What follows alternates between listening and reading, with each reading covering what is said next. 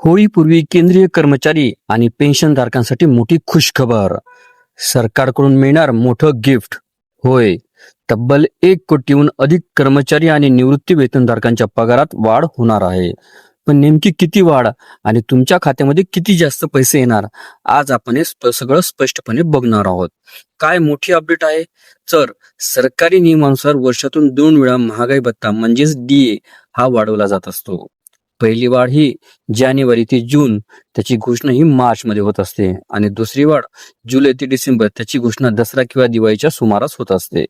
गेल्या वेळी DA हा 3% वाढवला होता आणि एकूण DA हा 58% झाला होता. आता यंदा कितीने वाढ? तर यंदा ही DA मध्ये 2% वाढ ही करण्यात येत आहे. त्यामुळे एकूण DA होणार आहे 60%. म्हणजेच तुमच्या बेसिक पगारावर थेट 2% अतिरिक्त रक्कम ही मिळणार आहे. समजा तुमचा पगार बेसिक हा 30,000 रुपये असेल तर 60% DAच्या हिशोबाने जर पाहायला गेलं तर 18,000 रुपये त्याचं हे मिळणार आहे. पूर्वी 58% होता म्हणजे 17,400 रुपये त्याचा महागाई भत्ता होता. जे फरक हा की फक्त 600 रुपये दरमहा वाढ ही होणार आहे. आणि वार्षिक वाढ जर पाहायची असेल तर 7,200 रुपये. बेसिक जितका जास्त तितकी वाढ जास्त.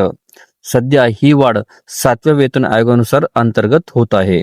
जरी 8 पे कमिशनची स्थापना झाली असली तरी 1 जानेवारी 2026 पासून तो लागू झाल्याचं जाहीर झालं असलं तरी त्याच्या शिफारशी संपूर्ण अंमलबजावणी होण्यासाठी अजून वेळ लागू शकतो.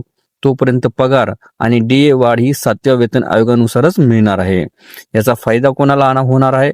तर जे केंद्रीय सरकारी कर्मचारी आहेत, संरक्षण कर्मचारी आहेत, जे पेन्शनधारक आहे आणि जे फॅमिली पेन्शनधारक आहेत, त्यांना याचा फायदा होणार आहे. त्यामुळे पाहायचं जर झालं तर एकूण लाभार्थी 1 कोटीपेक्षा अधिक आहेत.